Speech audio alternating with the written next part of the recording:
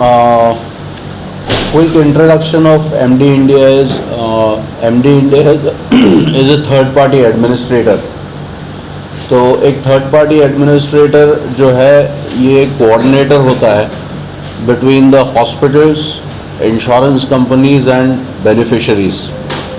तो just for the information purposes कि जिनके पास हेल्थ इंश्योरेंस पॉलिसी होती है वो इसके जो प्रीमियम की भुगतान जो करती है ये इंश्योरेंस कंपनी को करती है, और जब कभार उनको इलाज की ज़रूरत होगी क्योंकि वो बीमार है तो वो अस्पताल जाते हैं, अस्पताल में उनका इलाज होता है, दवा दारू होती है, और अस्पताल में जो लगने वाला खर्चा है क्योंकि आपके पास वो हेल्थ इंश्योरेंस की पॉलिसी आपने ली है एक इंश्योरेंस कंपनी से, तो आपका जो इलाज का खर्चा होता है उसका भुगतान पूरा इंश्योरेंस कंपनी करता है। और ये जो तीन इसमें एलिमेंट्स है कि भाई इंश्योरेंस कंपनी जो कि तकरीबन एमडी इंडिया की 28 से 30 इंश्योरेंस कंपनीज के साथ टाइप्स है, और अस्पताल हो गए तो एमडी इंडिया के नेटवर्क में आज तकरीबन 24,000 मेडिकल फैसिलिटीज़ है, और जो बेनिफिशरीज़ है जो बीमा धारक है और उनके घर परिवार वाले हैं तो तकरीबन 28 करोड़ भारतीय नागरिकों को हम ये हेल्थ इंश्योरेंस की सेवाएं प्रदान करते हैं। तो ये जो तीनों कॉर्नर्स है, हॉस्पिटल्स, इंश्योरेंस कंपनीज और बीमा धारक और उनके घर वाले, इनका सारा जो कंसोलिडेशन पॉइंट है ये एमडी इंडिया है। तो सारे जो ये ट्रांजैक्शंस कंप्लीटली जो होते हैं सारे के सारे, इनको एनरोल करना, हॉस्पिटलाइजेशन हो गया तो इनको ऑथराइजेशन देना, इनको गाइड करना, डिस्चार्ज के बाद जो दवा दारू इलाज का खर्चा होगा वो करना, और बहुत सारी ऐसी सेवाएं ये सारा एमडी इंडिया प्रोवाइड करता है।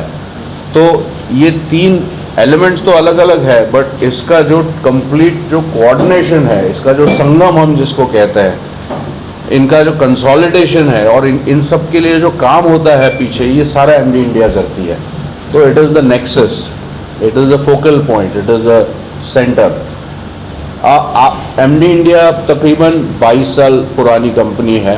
हमारा IRDA का लाइसेंस नंबर 005 है। आज तकरीबन कंपनी में 8,000 एम्प्लॉयज़ है, और जैसा मैंने कहा 28 से 30 जितनी भी इंश्योरेंस कंपनीज है, पब्लिक सेक्टर, प्राइवेट सेक्टर, सबके साथ हमारी टाइप है।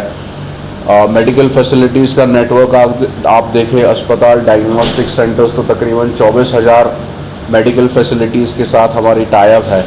पैन इंडिया हमारे 110 ऑफिसेज़ है, जिसमें से 34 लार्ज फॉर्मेट ऑफिसेज़ है। लार्ज फॉर्मेट इसका मतलब कि एम्प्लॉई स्ट्रेंथ 150 या 200 से ऊपर है इन ऑफिसेज़ में। And the total Indian population serviced as of today is about 28 crores, और हम सालाना तकरीबन मैं कह रहा हूँ इंश्योरेंस और अश्योरेंस मोड पकड़ के और बाकी ट्रांजैक्शन 7,000 करोड़ 7,000 करोड़ का बिजनेस प्रीमियम हैंडल करते हैं on an annual basis. So that is MD India in a nutshell for you.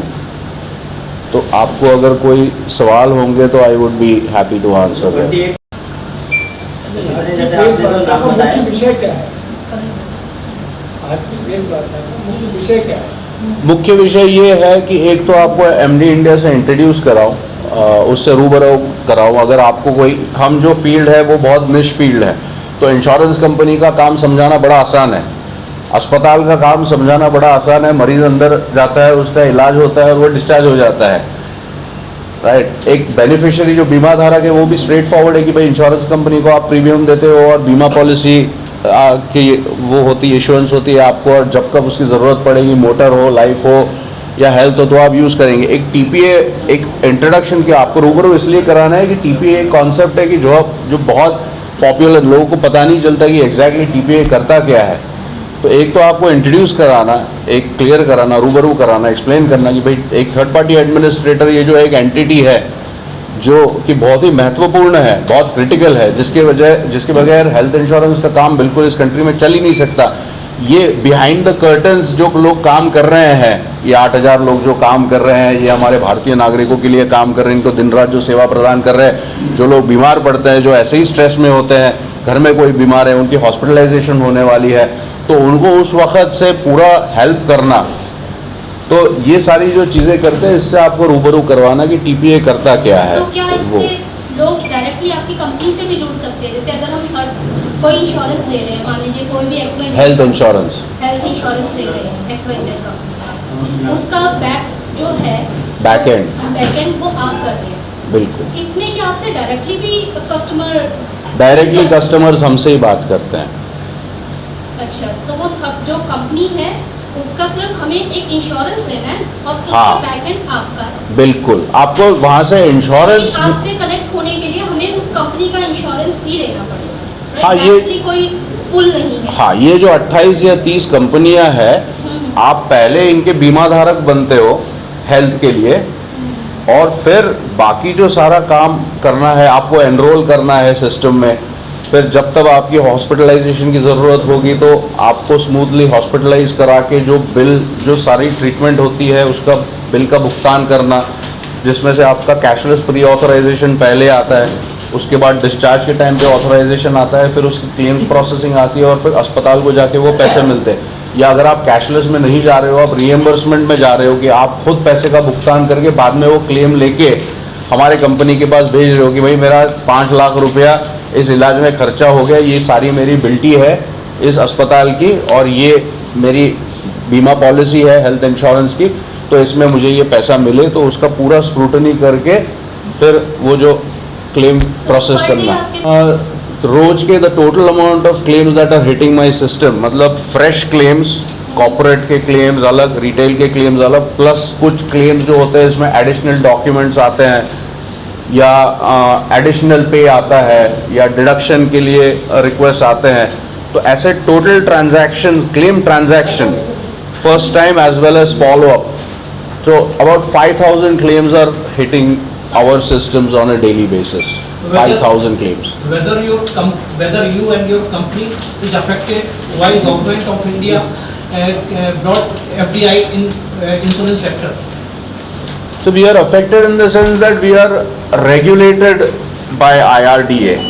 जैसे आपके एविएशन सेक्टर को the director general of civil aviation regulate करता है, वैसे हमारा जो कामकाज है, हमारे जो कानून है, जो रूल्स एंड रेगुलेशंस है, ये IRDA जो हमारी रेगुलेटरी अथॉरिटी है, ये उसको एडमिनिस्टर करती है। The question is that from my side is that whether you are affected or not. Affected, we are governed by them, and obviously if there is any transaction which has an impact of effect, then we will be affected.